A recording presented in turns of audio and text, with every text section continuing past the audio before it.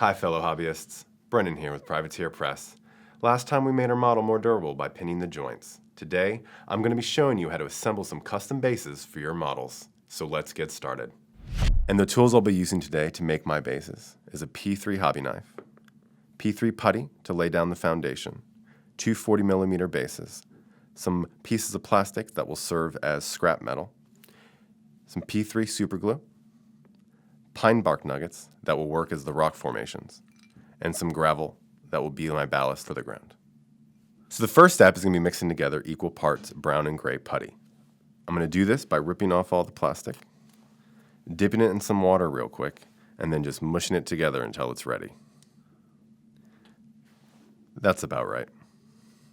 So the next step, I'm going to want to glue some of the putty onto the base. I'm just going to use a little bit of glue, because that's all that's really needed.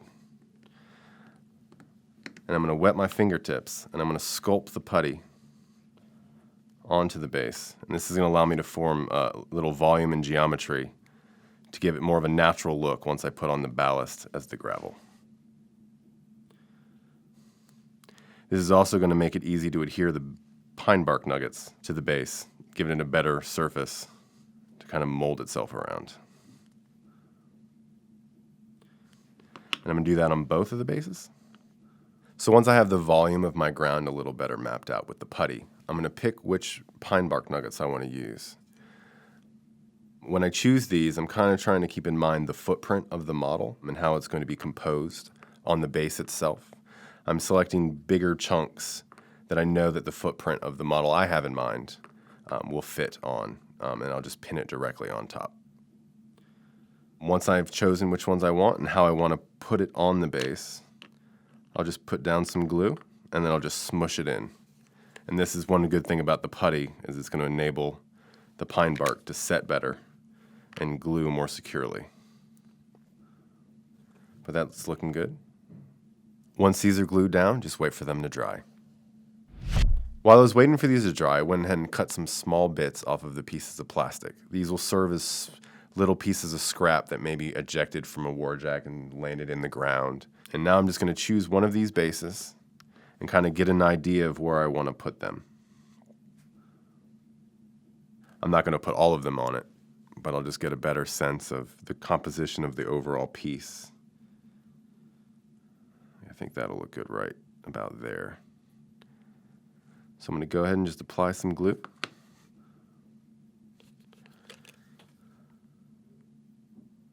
And then just stick it in.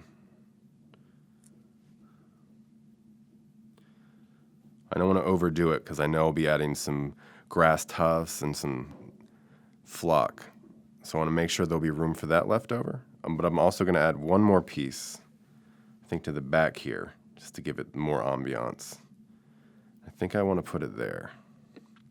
But before I glue it, I actually want to make it look like it's been in the ground for a while. And I can do that easily by just cutting into it. I'm just going to do small triangular cuts to kind of give it a worn and torn and battered appearance.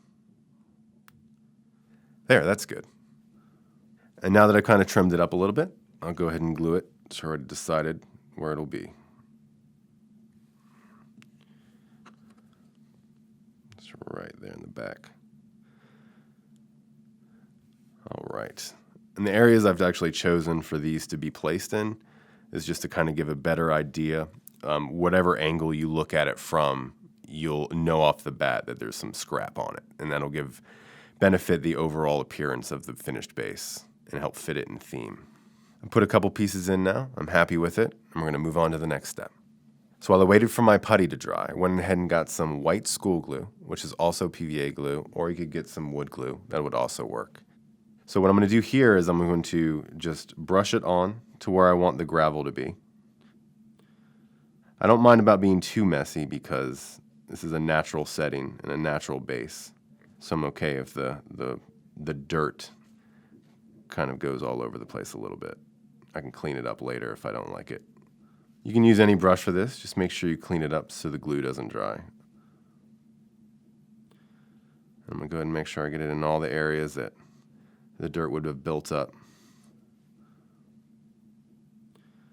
So I'm going to go ahead and apply PVA glue to this base as well. I'm going to try to make sure to get everywhere I think the dirt should be. The ground kicks up. There could have been a storm, so it could have got on the rock itself.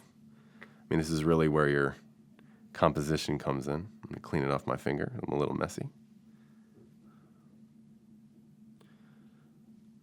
I don't mind getting on the edge because I can just clean it up later.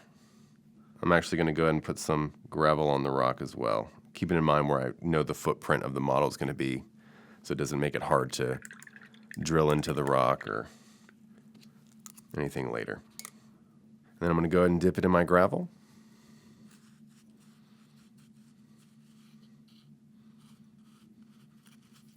All right. And then I'm going to use my finger to just clean off the edge before it dries too much. And now that I have all the gravel on, I'm just going to wait for the PVA glue to dry and get it all ready, and then it'll be ready for priming and painting. Our base is put together and ready for paint. Next time we'll do just that and bring it to life. Thanks for watching. Be sure to subscribe for more videos and check out the links below for more in this series and additional information on the P3 hobby line.